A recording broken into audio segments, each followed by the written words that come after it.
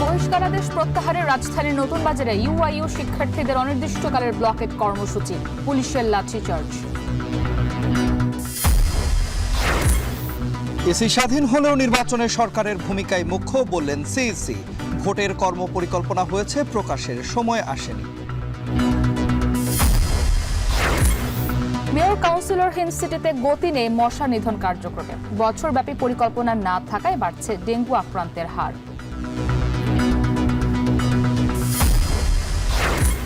ফেনীর প্লাবিত 5 গ্রামের পানি নামতে শুরু করলেও কমেনি ভোগান্তি, ভেসে গেছে শতাধিক পুকুর। কুমিল্লায় গোমতীর বাঁধ নির্মাণে কাজ শুরু।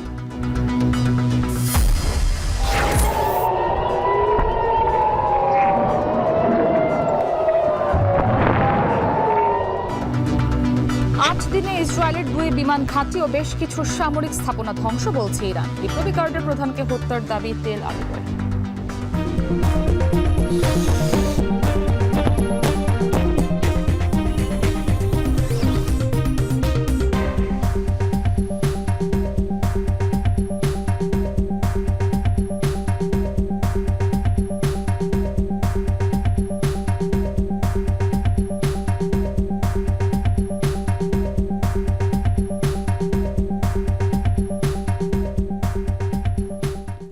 স্বাগত। এখন দুপুরে পুরো আয়োজন জুড়ে আপনাদের সাথে থাকবো আমরা দুজন, আমি ইসরাত মুক্তি এবং আমি তন্ময় কুমার রায়। শিক্ষার্থীদের অবৈধ বহিষ্কারাদেশ তুলে নেওয়া এবং স্বেচ্ছাচারী কর্তৃপক্ষের বিরুদ্ধে প্রশাসনিক ব্যবস্থা নেওয়া সহ 5 দফা দাবিতে অনির্দিষ্টকালের জন্য নতুন বাজার ব্লকেড এবং অবস্থান কর্মসূচি পালন করছে ইউনাইটেড ইন্টারন্যাশনাল ইউনিভার্সিটির শিক্ষার্থীরা। এক পর্যায়ে লাঠিচার্জ করে পুলিশ। দাবি আদায় না হলে আগামীকাল ঢাকা ব্লকেড পালনের হুঁশিয়ারি দিয়েছেন তারা। আরও জানাচ্ছেন আসিফ ইকবাল খান। গত 2 জুন 41 শিক্ষার্থীর বিরুদ্ধে শাস্তিমূলক ব্যবস্থা নেয় ইউনাইটেড ইন্টারন্যাশনাল ইউনিভার্সিটি। তাদের মধ্যে 24 জনকে স্থায়ী ও 16 জনকে করা হয় সাময়িক বহিষ্কার। এই ঘটনার জেরে শনিবার সকাল 8:30 থেকে নতুন বাজার সড়ক অবরোধ করে শিক্ষার্থীরা। তাদের দাবি, নিঃশর্তভাবে শিক্ষার্থীদের বহিষ্কারাদেশ প্রত্যাহার ও বহিষ্কারের সাথে জড়িত সকল ছাত্র, শিক্ষক, কর্মকর্তা, কর্মচারীদের সঠিক তদন্তের মাধ্যমে শাস্তির আওতায় আনার। এ সময় সড়কে যান চলাচল বন্ধ হয়ে যায়। এয়ারপোর্ট থেকে আমার বাসটা ছেড়ে আসছে, আমরা 1 ঘন্টা 3টা বাস পরে এখানে দাঁড়ায় আছি। এক সরকারের বলে পারি নাই মানতে, আর এক সরকার নতুন করে বসাইছে ছাত্ররা, তারা পারে না মানতে। সাহেব মাসখানে খালি নিরীহ মানুষ কষ্ট পাবে কিসের জন্য? পরে শিক্ষার্থীদের সাথে সমঝোতা করতে সেখানে আসে বিশ্ববিদ্যালয়ের প্রক্টোরিয়াল টিম। সমঝোতা না হলে এক পর্যায়ে রাস্তার যান চলাচল স্বাভাবিক করতে পুলিশ শিক্ষার্থীদের উপর লাঠিচার্জ করে। এতে আহত হয় বেশ কয়েকজন শিক্ষার্থী। প্রত্যেকটা জুলাই যোদ্ধা এবং তারা প্রত্যেকটা ছবি এখানে দেখতে পারবেন, তারা প্রত্যেকটা জুলাই যোদ্ধা। তাদেরকে দেখে তাদেরকে বহিষ্কার করা হলো। আমাদের বহিষ্কার অবৈধভাবে করা হয়েছে, কোনো রিজন নাই। আমাদের রিজন দেওয়া হয়েছে কি ফেসবুকে পোস্ট করার জন্য, ফেসবুকে কমেন্ট করার জন্য। অনেককে বহিষ্কার করা হয়েছে জাস্ট ইমেইলের রিপ্লাই, বহিষ্কৃত স্টুডেন্টের ইমেইলের রিপ্লাইয়ের সাথে সেম হওয়ার জন্য। এই সব রিজনে আমাদেরকে বহিষ্কার করা হয়েছে। একাডেমিক যে ক্ষতি হয়েছে তার সেই ক্ষতিপূরণ দিতে হবে এবং আরো 4টি দাবি, যেগুলো বিশ্ববিদ্যালয় সংস্কারমূলক এবং সামগ্রিক প্রাইভেট বিশ্ববিদ্যালয়ের সংস্কারমূলক। এরপর বেলা 12টায় অনির্দিষ্টকালের জন্য নতুন বাজার ব্লকেট কর্মসূচির ঘোষণা দেওয়া হয়। দাবি আদায় না হলে প্রয়োজনে ঢাকা ব্লকেট কর্মসূচি দেওয়ার হুঁশিয়ারি দেন তারা। অনির্দিষ্টকালের জন্য নতুন বাজার ব্লকেট ঘোষণা, যদি আমাদের দাবিগুলো না মেনে না নেওয়া হয়, এদিকে বসুন্ধরা আছে, এদিকে আড্ডা আছে, সব জায়গায় আমাদের। এর আগে এপ্রিলে এক শিক্ষার্থীকে মিড টার্ম পরীক্ষায় অংশ নিতে না দেওয়াকে কেন্দ্র করে শিক্ষার্থী ও বিশ্ববিদ্যালয় কর্তৃপক্ষের মধ্যে বিরোধের সূচনা হয়। আসিফ ইকবাল খান, এখন, ঢাকা। দর্শক, প্রতিবেদনে আমরা দেখছিলাম ইউআইইউ এর শিক্ষার্থীরা নতুন বাজার ব্লকেট কর্মসূচি পালন করছে। এই মুহূর্তে কি পরিস্থিতি রয়েছে সেই পরিস্থিতি আপনাদেরকে জানাতে চাই। সহকর্মী আসিফ ইকবাল রয়েছেন সেখানে, সরাসরি যুক্ত হচ্ছে তার সঙ্গে।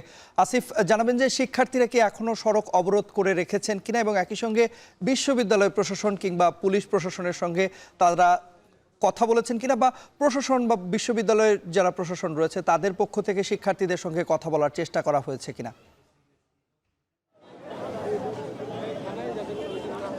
তন্ময়, যেই ব্লকেট কর্মসূচিটি অর্থাৎ নতুন বাজার ব্লকেট কর্মসূচিটি যেটি পালন করছে ইউনাইটেড ইন্টারন্যাশনাল ইউনিভার্সিটির শিক্ষার্থীরা, সেটি কিন্তু সকাল 8টায় শুরু হলেও কিন্তু সেই কর্মসূচিটি এখন বেলা বাড়ার সাথে সাথে কিন্তু এখনও অব্যাহত রয়েছে এবং কর্মসূচিটি এখনও চলছে। যদি আপনাকে একটু আপডেট জানাই, সেটা হলো কিছুক্ষণ আগে কিন্তু এই শিক্ষার্থীদের একটি প্রতিনিধি কিন্তু পুলিশের সাথে আলাপ আলোচনা করার জন্য কিন্তু গিয়েছে। সেখান থেকে আমরা পরবর্তীতে জানতে পারবো যে আসলে কি আলোচনা তাদের মধ্যে হয়েছে।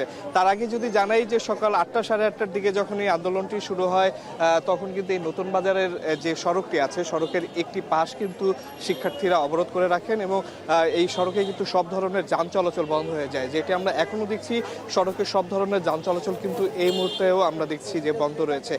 শিক্ষার্থীদের সাথে কথা বলতে আমরা দেখেছি প্রক্টোরিয়াল টিম এবং বিশ্ববিদ্যালয়ের অনেক শিক্ষকরা এসেছিলেন। তারা কথা বলার চেষ্টা করেছেন, তাদের নিবৃত্ত করার চেষ্টা করেছেন, কিন্তু সেখানে ব্যর্থ হওয়ার পর আমরা দেখেছি যে এই রাস্তা পরিষ্কার করার জন্য এবং যান চলাচল স্বাভাবিক করার জন্য কিন্তু পুলিশ এই শিক্ষার্থীদের সরিয়ে দেওয়ার চেষ্টা করেন এবং তখন আমরা দেখেছি যে পুলিশের সাথে কিন্তু শিক্ষার্থীদের দফায় দফায় আমরা সংঘর্ষ হতে দেখেছি। এক পর্যায়ে পুলিশকে আমরা দেখেছি লাঠিচার্জ করতে। যখন এই লাঠিচার্জ বা এরকম সংঘর্ষ হয়, তখন কিছুটা সময়ের জন্য যান চলাচল স্বাভাবিক হলেও আমরা পরবর্তীতে দেখি যে শিক্ষার্থীরা আবারও সড়কে অবস্থান নেন। তারা সড়কের মাঝখানে শুয়ে কাফনের কাপড় গায়ে দিয়ে কিন্তু আমরা দেখেছি তারা অবস্থান নেন এবং যে অবস্থানটি তারা এখনো ধরে রেখেছেন এবং এখনো কিন্তু যে এই সড়কটি আছে, অর্থাৎ নতুন বাজার যে সড়কটি আছে, তার একটি পাশ কিন্তু আমরা দেখছি যে এখনো অবরুদ্ধ আছে।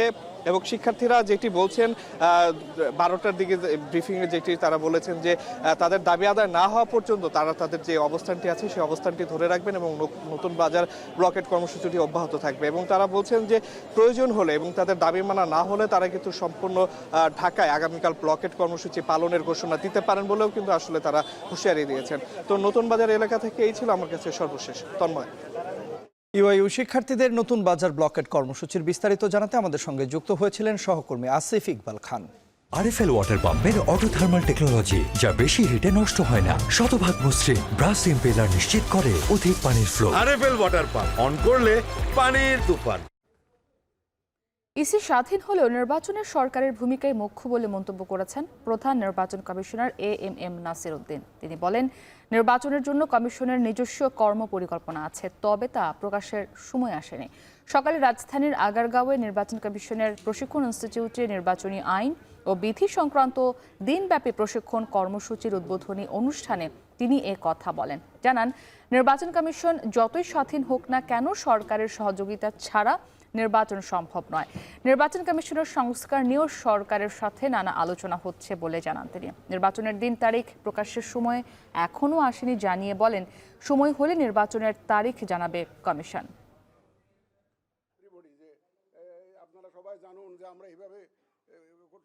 যদি বলেন যে সরকারের সাথে যোগাযোগ হয়েছে কিনা, সরকারের দেখেন, একটা ইলেকশন করতে গেলে যতই আপনি স্বাধীন বলেন না কেন ইসিকে, সরকার ছাড়া নির্বাচন করা সম্ভব, কারণ সরকারের সহযোগিতা নিয়েই তো আমাকে নির্বাচনটা করতে হবে।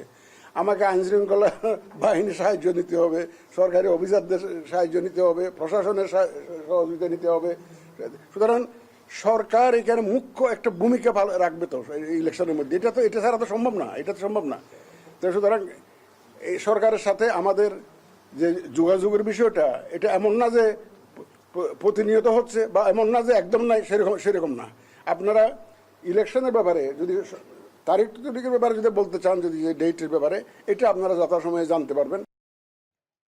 রাজনৈতিক দলগুলোর সাথে সমঝোতা করেই নির্বাচনের সময় নির্ধারণের চেষ্টা করা হচ্ছে বলে জানিয়েছেন মৎস্য ও প্রাণী সম্পদ উপদেষ্টা ফরিদা আক্তার। দুপুরে ময়মনসিংহের বাংলাদেশ মৎস্য গবেষণা ইনস্টিটিউটের বার্ষিক গবেষণা ও পরিকল্পনা প্রণয়ন বিষয়ক আঞ্চলিক কর্মশালায় তিনি এ কথা জানান। কালীন সরকার একটা চেষ্টা করছে যে একটা সুষ্ঠু সুন্দর একটা নির্বাচন দিয়ে তারপর একটা নির্বাচিত সরকার, যাকে জনগণ তাদের পছন্দ মতো সরকার গঠনের একটা প্রক্রিয়ার মধ্যে যেতে পারবে। এবং রাজনৈতিক দলগুলোর সাথে একটা সমঝোতার মাধ্যমে বা তাদের সাথে আলোচনার মাধ্যমে যেটা হবে, সেটা যে নির্ধারিত তারিখ ঘোষিত হয়েছে তার মধ্যে যদি হওয়া সম্ভব হয়, অবশ্যই হবে। সংস্কারের আগে নির্বাচন হলে আবারও ফ্যাসিবাদের জন্ম হবে। তাই জাতীয় ঐক্যমত্য কমিশনের প্রচেষ্টা সফল করতে যতটুকু সময় প্রয়োজন তা অন্তর্বর্তী সরকারের নেওয়া উচিত। সকালে যশোর শিল্পকলা একাডেমিতে আয়োজিত রোকন সম্মেলনে প্রধান অতিথির বক্তব্যে এমন মন্তব্য করেন জামায়াত ইসলামের সেক্রেটারি জেনারেল অধ্যাপক মিয়া গোলাম পরওয়ার। জাতীয় ঐক্যমত্য কমিশনের এই প্রচেষ্টাকে সফল করার জন্য সময় যেটুকু লাগে সে সময়টুকু সরকারের নেওয়া উচিত। সংস্কার ছাড়া নির্বাচনে গেলে সেই নির্বাচন গ্রহণযোগ্য হবে না, সেই নির্বাচনে জাতীয় মুক্তি হবে না, সেই নির্বাচনে আরেকটা ফ্যাসিবাদের জন্ম দেবে। টানা বৃষ্টি এবং উজানের ঢলের পর ফেনীর নিম্নাঞ্চল থেকে নামতে শুরু করেছে বন্যার পানি। তবে এখনও কমেনি দুর্ভোগ। এর মধ্যে মহুরী নদীর বাঁধের ভাঙা অংশে জিও ব্যাগ ফেলে মেরামতের চেষ্টা করছে সেনাবাহিনী। অন্যদিকে কুমিল্লায় গোমতী নদীর ঝুঁকিপূর্ণ ৮ কিলোমিটার এলাকায় বাঁধ নির্মাণে কাজ শুরু হয়েছে বলে জানিয়েছে পানি উন্নয়ন বোর্ড। সহকর্মীদের পাঠানো তথ্য ছবিতে দেখুন বিস্তারিত। ফেনীর মুহুরী নদী ও বাঁধ ভেঙে প্লাবিত নিম্নাঞ্চলে পানি নামতে শুরু করেছে। সেই সাথে স্পষ্ট হচ্ছে ক্ষয়ক্ষতির চিহ্ন। তবে কমেনি ৫ গ্রামের হাজারো মানুষের দুর্ভোগ। একদিনের বন্যায় ভেসে গেছে ৫টি গ্রামের শতাধিক পুকুরের মাছ। ক্ষতিগ্রস্ত হয়েছে রাস্তাঘাট। মুহুরী নদীর বাঁধে ভাঙা স্থানটি মেরামত হলেও নতুন করে অন্যান্য স্থানে ভাঙনের শঙ্কা এলাকাবাসীর। এখানে মরি নদী যতক্ষণ পর্যন্ত খনন করতো না এতক্ষণের জন্য আমাদের কোনো সুবিধা সুযোগ হইতো না। আমরা প্রতি বছরে বন্যা আসলে আমরা আতঙ্কে থাকি যে এক জায়গাতে ভাঙন সৃষ্টি হয়, এক জায়গাতে বাঁধে, অন্য জায়গা দিয়ে আবার ভাঙনের যে আতঙ্ক আমাদের মনে বিরাজ করে। আমার গোয়ালঘর গেছে, চুলা টুলা রান্না বান্না কোনো ব্যবস্থা নেই। শনিবার সকাল থেকে মুহুরী নদীর পানি বিপদসীমার অনেক নিচ দিয়ে প্রবাহিত হচ্ছে। পানি উন্নয়ন বোর্ড বলছে বাঁধের ঝুঁকিপূর্ণ অংশগুলো মেরামতের ব্যবস্থা নেওয়া হয়েছে। জিও ব্যাগ ফেলে মেরামতের কাজ তদারকি করছে সেনাবাহিনী। এইটা আমরা আবার নতুন করে পুনর্বাসনের কিছু কাজ হচ্ছে। এটা কিন্তু সলিউশন না, এটা আমরা ইন্টিম পজিশনে এটা করা হচ্ছে। ব্যাপক আকারে করতে গেলে ভালো একটা স্টাডি করতে হবে। স্টাডি করে এটা সাস্টেনেবল করতে হতে 50-100 বছর পর্যন্ত আমরা এটাকে বন্যা প্রতিরোধ করতে পারি, সে ধরনের কর্মপরিকল্পনা গ্রহণ করতে পারি। এদিকে ভাঙন ঠেকাতে কুমিল্লায় গোমতী নদীর বাঁধ মেরামতের কাজ শুরু করেছে পানি উন্নয়ন বোর্ড। নদীর তীরে ৮ কিলোমিটার এলাকায় ঝুঁকিপূর্ণ বাঁধ চিহ্নিত করে মাটি ফেলা হচ্ছে। আগে উচ্ছেদ করা হয়েছে নদীর পাড়ের শতাধিক অবৈধ স্থাপনা। গেল বছরের ভয়াবহ বন্যায় গোমতী নদীর বেড়িবাঁধ ভেঙে প্লাবিত হয় বুড়িচং ও ব্রাহ্মণপাড়া উপজেলা। অন্তত 20টি পয়েন্টে বাঁধ ভেঙে যাওয়ার উপক্রম হয়। সে সময় ঝুঁকিপূর্ণ স্থানে বালুর বস্তা ফেলে কোনো রকম ভাঙন ঠেকায় এলাকাবাসী। তামজিদ মির্জা, এখন। ইরানে ইসরায়েলি আগ্রাসনের পর থেকে নবম দিনের মতো চলছে দুপক্ষের পাল্টাপাল্টি ক্ষেপণাস্ত্র হামলা।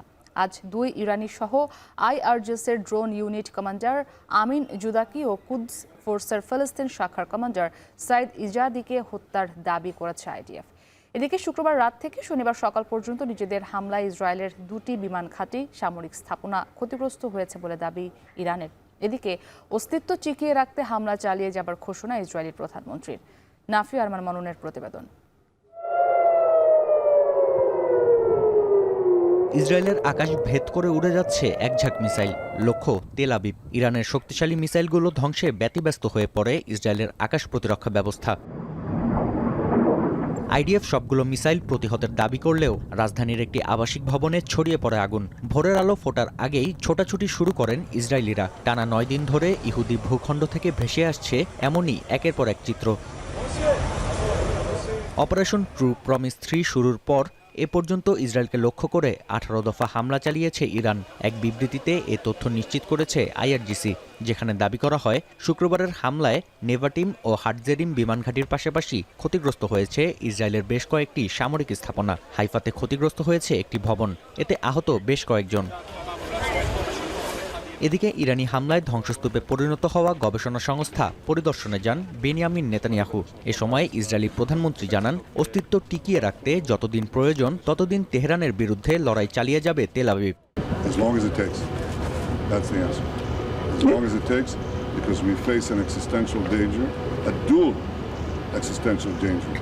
One from 20,000 such rockets, 20,000, not one. This is one missile.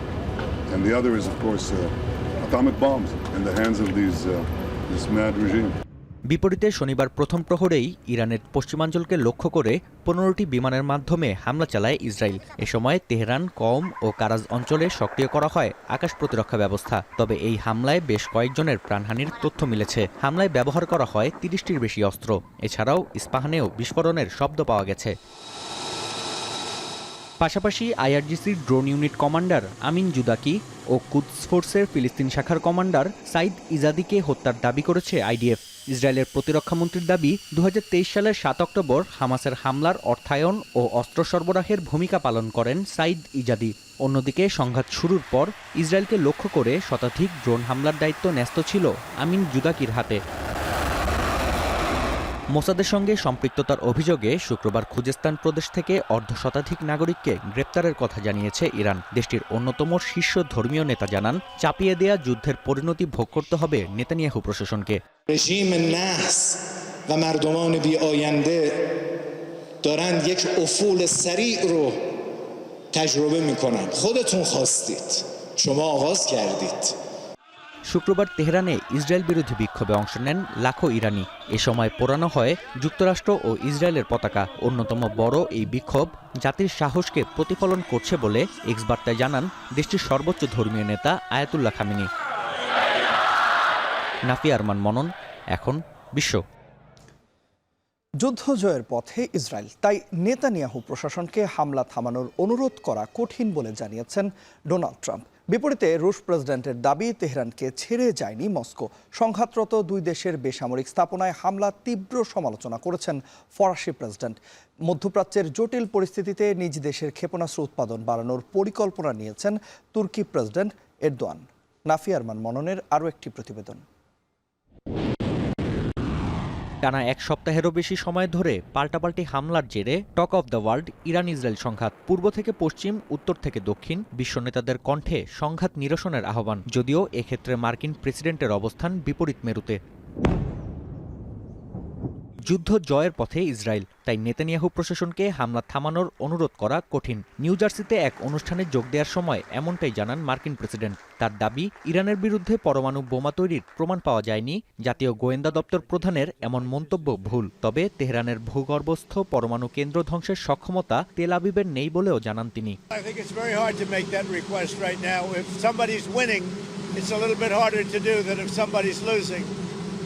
But we're ready, willing and able, and we've been speaking to Iran, and we'll see what happens. Trump জানান, যুদ্ধবিরতির আলোচনা বিভিন্ন বিষয়ের উপর নির্ভরশীল। যুক্তরাষ্ট্র যুদ্ধে জড়াবে কিনা তার জন্য ইরানকে বেঁধে দেয়া 2 সপ্তাহ সময়কে যথেষ্ট ও সর্বোচ্চ বলে দাবি করেন তিনি। তবে সংঘাত নিরসনে ইউরোপ সাহায্য করতে পারবে না বলে দাবি মার্কিন প্রেসিডেন্টের। বর্তমান সংঘাতময় পরিস্থিতিতে তৃতীয় বিশ্বযুদ্ধের শঙ্কা রয়েছে কিনা এমন প্রশ্নের জবাবে উদ্বেগ প্রকাশ করেছেন Vladimir Putin. Saint Petersburg economic ফোরামে যোগ দিয়ে রুশ প্রেসিডেন্ট জানান, ইরানের বুশেহর পরমাণু কেন্দ্রে ইসরায়েল হামলা চালাবে না বলে আশ্বস্ত করেছেন মার্কিন প্রেসিডেন্ট। দেশটির শান্তিপূর্ণ পরমাণু কর্মসূচিকে মস্কো সমর্থন করে বলেও উল্লেখ করেন তিনি। পাশাপাশি দাবি করেন, তেহরানকে ছেড়ে যায়নি মস্কো।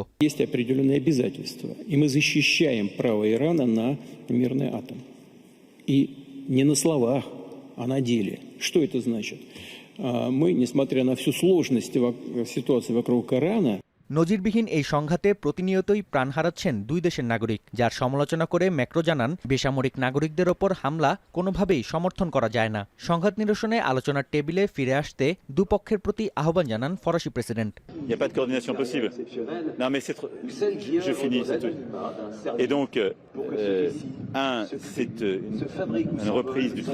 এদিকে আন্তর্জাতিক আণবিক শক্তি সংস্থার প্রধানের দাবি, ওয়ারহেড তৈরির জন্য ইরানের কাছে পর্যাপ্ত রসদ রয়েছে। তবে পরমাণু অস্ত্র তৈরির জন্য দেশটির পরিকল্পনার কোনো প্রমাণ পায়নি সংস্থাটি। We do not have at this point, if you ask me, at this point any tangible proof that there is a program or a plan to fabricate, to manufacture a nuclear weapon. There are different scattered activities here and there is the material. গাজায় গণহত্যা ও ইরানে ইসরায়েলের আগ্রাসন দ্রুতই এমন পর্যায়ে পৌঁছাচ্ছে যেখান থেকে ফিরে আসা সম্ভব নয়। ওআইসির ইউথ ফোরামে যোগ দিয়ে এমন দাবি করেন এরদোয়ান। তুরস্কের প্রেসিডেন্ট জানান, দেশকে সুরক্ষিত করতে বাড়ানো হবে মধ্যপাল্লা ও দূরপাল্লার ক্ষেপণাস্ত্রের উৎপাদন। এদিকে ইরানে ইসরায়েলি আগ্রাসনের নিন্দা জানিয়েছে আরব লীগ। শনিবার এক যৌথ বিবৃতিতে উত্তেজনা প্রশমনের জন্য আন্তর্জাতিক সম্প্রদায়কে আহ্বান জানান জোটের পররাষ্ট্রমন্ত্রীরা। নাফিয়া আরমান মনন, এখন বিশ্ব। এবার মৌসুমের আগে বিপজ্জনকভাবে বাড়ছে ডেঙ্গু জ্বর। কয়েল জ্বালিয়ে কিংবা অ্যারোসল দিয়েও মিলছে না মুক্তি। আইইডিসিআর এর জরিপ বলছে 2 সিটির 13টি ওয়ার্ডে ডেঙ্গুবাহী এডিস মশার লার্ভার ঘনত্ব নির্ধারিত মানদণ্ডের চেয়েও বেশি। অভিভাবক শূন্য সিটি কর্পোরেশনে ভাটা পড়েছে কাজের ধারাবাহিকতায়, কমেছে মশা নিধন কার্যক্রম। বাজিদ স্যার জানাবেন বিস্তারিত। তৃতীয় শ্রেণীর শিক্ষার্থী ইহসান পড়ার টেবিলে বসতেই মশার কামড়ে মনোযোগ ধরে রাখা দুষ্কর হয়ে উঠেছে। ডেঙ্গু আতঙ্কে তার পরিবার। খুব আগ্রহ নিয়ে পড়তে বসে, আম্মু আমার পরীক্ষা, আমাকে তাতে পড়াতে বসি, বইপত্র নিয়ে বসে, যেই মশা কামড়টা হয় আম্মু ভালো লাগছে না, পড়বো না। মশা কামড়িয়ে প্রত্যেক দিন, এর ফলে আমি পড়তে পারি না, সামনে আমার পরীক্ষা। রাজধানীর বিভিন্ন এলাকায় বেড়েছে মশার উপদ্রব, বাড়ছে ডেঙ্গু জ্বরের ঝুঁকি। গত কয়েক সপ্তাহে আবহাওয়ার পরিবর্তন, অতিবৃষ্টিতে প্রায় সব ওয়ার্ডেই বেড়েছে মশার প্রজনন। ফলে কয়েল জ্বালিয়ে কিংবা অ্যারোসল দিয়েও রেহাই পাওয়া যাচ্ছে না। আমাদের এলাকায় অনেক মশা, অনেক বছর ধরে আমরা মশার খাবার সহ্য করতে আছি। মশারি টানালেও হয় না, কারণ আমাদের তো মশারি থেকে বের হতে হয়। তো বের হওয়ার পরে যে মানে এই ওইটুকুর মধ্যে অনেক মশা ঢুকে যায়, অনেক জায়গায় মানে অ্যালার্জির মতো হয়ে যায়, মানে মশা কামড় পড়ে যেই রোগটা এরকম হয়। এখন আমরা যে স্থানটিতে আছি এটি একটি বাসার প্রবেশপথ। সিটি কর্পোরেশনের নিষ্কাশন নজরদারির অভাবে এরকম এলাকায় বেশ কয়েকটি বাসাবাড়ির সামনে পানি জমে থাকে। নাজুক ড্রেনেজ ব্যবস্থার কারণে এখন পুরো এলাকায় ডেঙ্গু আতঙ্ক বিরাজ করছে।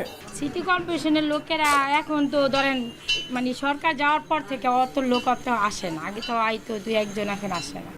গত ফেব্রুয়ারি থেকে মার্চ মাসে চালানো আইইডিসিআর এর প্রাক বর্ষা জরিপে দেখা যায় রাজধানীর 2 সিটির 13টি ওয়ার্ডে ডেঙ্গুর জীবাণুবাহী এডিস মশার লার্ভার ঘনত্বের পরিমাণ নির্দিষ্ট মানদণ্ডের চেয়ে বেশি। এর মধ্যে ঢাকা উত্তরে ঝুঁকিতে রয়েছে 6টি ওয়ার্ড আর দক্ষিণে 7টি। উত্তরের 12 আর দক্ষিণে 31 ও 41 নম্বর ওয়ার্ডে এডিস মশার ব্রুটো ইন্ডেক্স পাওয়া গেছে 26.67%। ডেঙ্গু রোগীর সংখ্যা বাড়তে থাকলেও অভিভাবক শূন্য সিটি কর্পোরেশনের কাজের ধারাবাহিকতায় ভাটা পড়েছে। মেয়র কাউন্সিলর না থাকায় এবছর ডেঙ্গু নিয়ে বেশি আতঙ্কিত নগরবাসী। এছাড়াও স্প্রে ও ফগিং সহ সিটি কর্পোরেশনের নিয়মিত মশা নিধন ব্যবস্থাও হ্রাস পেয়েছে। প্রচুর মশা, তো মশা বাড়ছে যে বসেই জানা মশা জ্বালায়। মেয়র নাই, কাউন্সিলর নাই, নির্বাচিত কোনো সরকারও নাই, সেটা আমাদের জনগণের দুর্ভোগ দেখবে কি? এলাকার মানুষের যে কি ডেঙ্গু পরিস্থিতিতে কি ভয়াবহ আকার ধারণ করছে সেটা মানে বলে আর বোঝা যাবে না। চলতি বছরের 20 জুন পর্যন্ত মোট ডেঙ্গু আক্রান্ত হয়েছে 7,077 জন। এর মধ্যে 49.3% পুরুষ এবং 40.7% নারী রয়েছেন, আর মারা গেছেন 30 জন। এর মধ্যে শুধু ঢাকায় আক্রান্ত হয়েছেন 5,210 জন, যা মোট আক্রান্তের প্রায় 70%, যার অধিকাংশই রাজধানী ও এর আশেপাশের বাসিন্দা। গত জানুয়ারি থেকে জুনের মাঝামাঝি পর্যন্ত রাজধানীর মুগদা হাসপাতালে চিকিৎসা নিয়েছেন 1,340 জন ডেঙ্গু রোগী। সমাজকর্মীরা বলছেন প্রয়োজনের চেয়ে মশা নিয়ন্ত্রণ কার্যক্রম নগণ্য। দক্ষিণ সিটিতে এডিস দমনে নেই কার্যকর তৎপরতা। যখনই যে রাষ্ট্রের বিভিন্ন জায়গায় বসে থাকে এইসব দায়িত্বগুলায়, তারা এই অঞ্চলের মতো যে অঞ্চলগুলো আছে সেই অঞ্চলের মানুষ মনে করে না। আমরা স্পেশাল মনে বাদলাম যে সাধারণ যে রুটিন কাজ সেই কাজটা পর্যন্ত হয় না। শুধু হয় না, আমরা অনেক চেঁচামেচি করার পরেও হয় না। যারা বিভিন্ন জায়গায় চেয়ারে বসে আছে আমাদের টাকায় চলছে, অথচ আমাদের মানুষ মনে করছে না। এটা হচ্ছে মূল সমস্যা। প্রতি বছর বিভিন্ন জরিপে রাজধানীর নির্ধারিত কিছু ওয়ার্ডকে ডেঙ্গু ঝুঁকিপূর্ণ ঘোষণা করা হয়। এসব স্থানে মশা বা লার্ভা কেন বেশি পাওয়া যাচ্ছে তা মৌসুম শুরুর আগেই শনাক্ত করলেও সিটি কর্পোরেশন ও স্বাস্থ্য অধিদপ্তরের সমন্বয়ে জনগণকে সম্পৃক্ত করে বছরব্যাপী নেওয়া হয় না কোনো পরিকল্পনা। তাই স্বাস্থ্য ঝুঁকি বাড়ে এসব এলাকার বাসিন্দাদের। বাইজিদ সাদ, এখন, ঢাকা। দুদিনের পরিষ্কার অভিযানে স্বাভাবিক হয়েছে রাজধানীর রামচন্দ্রপুর খালের প্রবাহ। ঢাকা উত্তর সিটি কর্পোরেশনের তত্ত্বাবধানে 3 শতাধিক স্বেচ্ছাসেবীর অংশগ্রহণে পরিষ্কার করা হয় খালটি। পরিবেশ উপদেষ্টা বলেন, পরিচ্ছন্ন অভিযান টেকসই করতে জনসচেতনতা বাড়ানোর পাশাপাশি নানা উদ্যোগ নিচ্ছে সরকার। আরও জানাচ্ছেন মাঝার ইমন। এটি রাজধানীর মোহাম্মদপুরের রামচন্দ্রপুর খাল। খালের আশপাশ ও পানির চিত্রই বলে দিচ্ছে এখানকার পরিবেশের অবস্থা। আইডিএলসি ফাইন্যান্সের সহযোগিতায় খালের পানির স্বাভাবিক প্রবাহ ফেরাতে দুদিনের পরিষ্কার অভিযান পরিচালনা করা হয়। সেই সাথে খালের দুপারের ওয়াকওয়েতে রং ও ময়লা ফেলার ডাস্টবিন স্থাপন করা হয়, যেখানে উত্তর সিটির পরিচ্ছন্নতা কর্মীদের সঙ্গে অংশগ্রহণ করেন ৩ শতাধিক স্বেচ্ছাসেবী। তো আমরা লাস্ট দুদিন ধরে এখানে কাজ করছি। আজকে মোটামুটি আপনারা দেখতে পাচ্ছেন যে অনেকটা পরিষ্কার হয়ে গিয়েছে।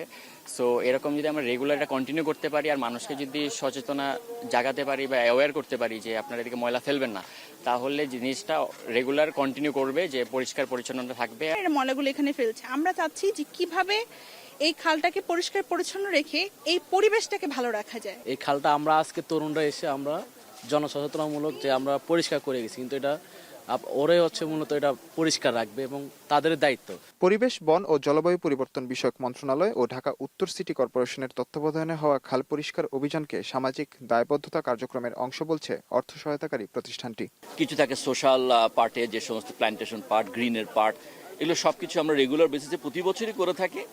তো আমরা সেই হিসাবে আমরা 2025 সালে মিনিস্ট্রি অফ এনভায়রনমেন্টের উদ্যোগে আমরা সিটি কর্পোরেশনের সহায়তায় এই আইডিএসির পক্ষ থেকে আমরা এই খাল পরিষ্কারের একটা উদ্যোগ নিয়েছি। অভিযানের শেষ দিন শনিবার দুপুরে খাল পরিদর্শনে এসে উপদেষ্টা সৈয়দা রিজওয়ানা হাসান বলেন, রামচন্দ্রপুর খালসহ রাজধানীর সবগুলো খালে স্বাভাবিক প্রবাহ ফেরাতে কাজ করছে সরকার। টেকসই সাফল্য লাভে জনসচেতনতা বাড়ানোর কথা বলেন তিনি। আর সিটি কর্পোরেশনের সংশ্লিষ্ট সকলের সমন্বয়ে এ সমস্ত কাজে আরো গতি বাড়ানোর কথা বলেন ঢাকা উত্তর সিটির প্রশাসক। রামচন্দ্রপুর খাল যদি আমরা না বাঁচাই, এটা কিন্তু একটা প্রতীকী আবেদন আছে। রামচন্দ্রপুর খাল, সুভাদ্রা খাল, তো এই দুটোরই আমরা কাজ শুরু করেছি। জনগণকেও কিন্তু সচেতন হতে হবে। এখন আপনার এখানে ময়লা নিতে আসে না বলে কি আপনি খালের মধ্যে সব ফেলে দেবেন? তা তো হতে পারে না। ফলে তাদেরকে নিয়ে নিশ্চয়ই এরা একটা অ্যাওয়ারনেস করবে, তাদেরকে বলবে ময়লা কিভাবে রাখতে হবে। রাতে কেউ যদি এটা চুরি করে ময়লা ফেলে, এটা অ্যাওয়ারনেসের বাইরে, আসলে পুলিশিং করে কিন্তু এটা পসিবল না। তো আমরা অ্যাওয়ারনেস করছি এবং আমাদের আপনারা দেখেছেন যে এবার কোরবানিতে আমরা কিভাবে একদম টাইমলি শহরটাকে পরিষ্কার করতে পেরেছি, গন্ধমুক্ত করতে পেরেছি। শুধুমাত্র হাঁকডাক দিয়ে অভিযান পরিচালনাই নয়, খাল রক্ষায় নজরদারি বজায় রাখার কথা বলছেন রামচন্দ্রপুর খালপাড়ের বাসিন্দারা। একজনে খেয়াল করবে, সবাই খেয়াল করতে হবে, তাহলে জিনিসটা পরিবেশটা ভালো থাকবে। মাঝার ইমন, এখন, ঢাকা।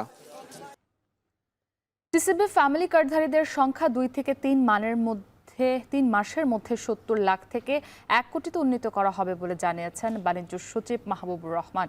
সকালে বাজেট পর্যালোচনা অনুষ্ঠানে এ কথা জানান তিনি।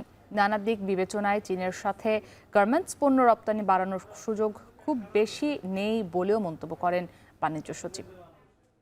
সরকার যেভাবে চলে, প্রশাসন সেখানে অনেক ব্যয় সাশ্রয় করা সম্ভব। প্রকল্পের আমরা যা বাড়তি ব্যয় ছিল সেগুলোকে কাটছাট করে আমরা প্রকল্প ছোট করছি, সেটাও একটা কারণ কেন এডিপি ছোট হচ্ছে।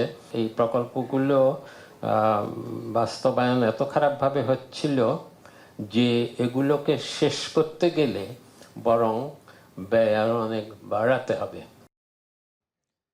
কালো টাকা সাদা করার সুযোগ তুলে দেয়া হবে, এটা নিশ্চিত নয় বলে জানিয়েছেন পরিকল্পনা উপদেষ্টা ডক্টর ওয়াহিদউদ্দিন মাহমুদ।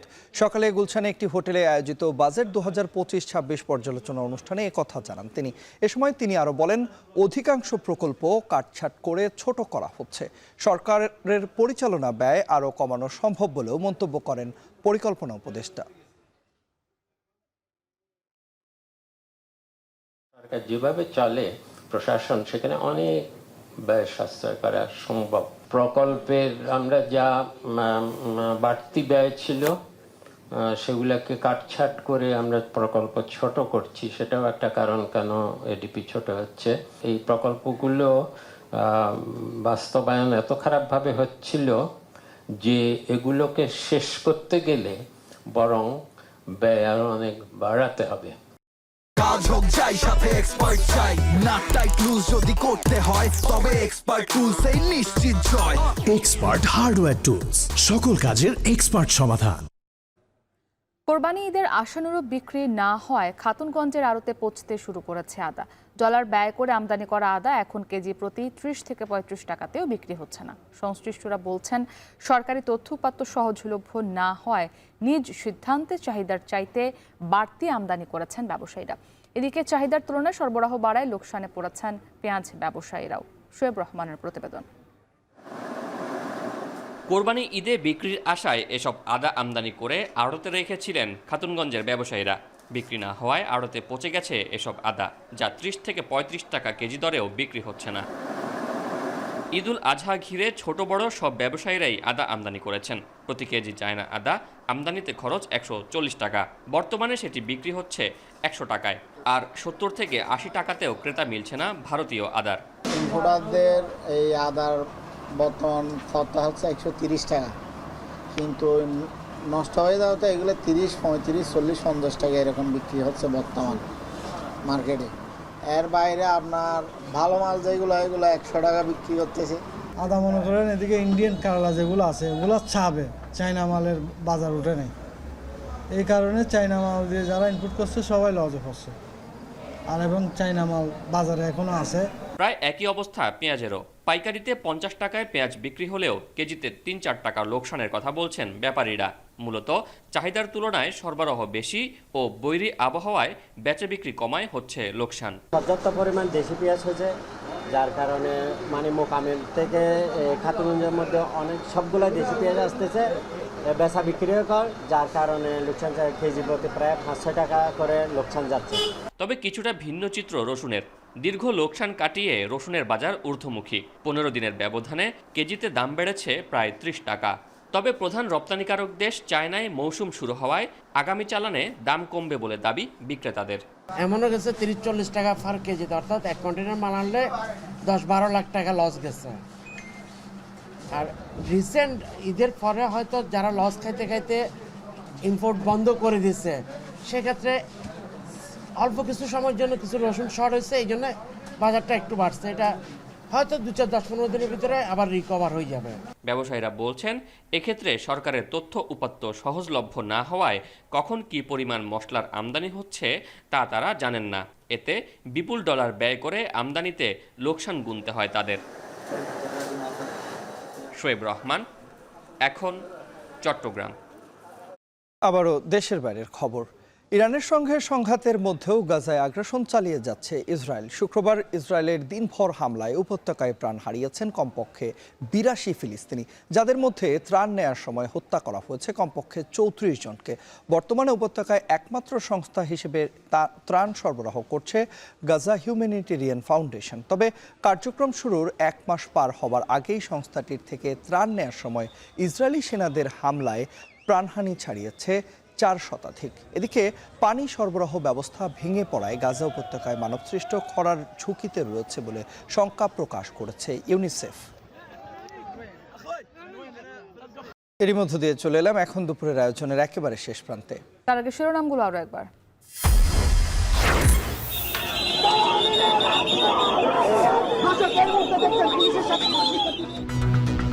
বহিষ্কারাদেশ প্রত্যাহারে রাজধানীর নতুন বাজারে ইউআইইউ শিক্ষার্থীদের অনির্দিষ্টকালের ব্লকেট কর্মসূচি, পুলিশের লাঠিচার্জ। ইসি স্বাধীন হলেও নির্বাচনে সরকারের ভূমিকায় মুখ্য বললেন সিইসি। ভোটের কর্মপরিকল্পনা হয়েছে, প্রকাশের সময় আসেনি। মেয়র কাউন্সিলরহীন সিটিতে গতি নেই মশা নিধন কার্যক্রমে। বছরব্যাপী পরিকল্পনা না থাকায় বাড়ছে ডেঙ্গু আক্রান্তের হার।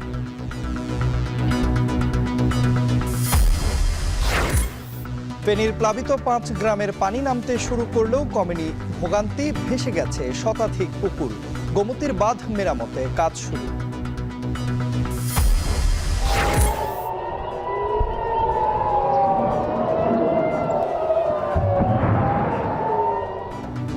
নবম দিনে ইসরায়েলের 2 বিমান ঘাঁটি ও বেশ কিছু সামরিক স্থাপনা ধ্বংস বলছে ইরান।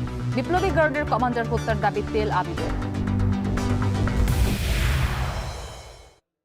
এই ছিল এখন দুপুরে। এখন টেলিভিশন ওয়েবসাইটে দেখতে ভিজিট করুন এখন.টিভি। ফেসবুকে দেখুন facebook.com/tv.এখন আর ইউটিউবে দেখুন youtube.com/c/এখন টিভি।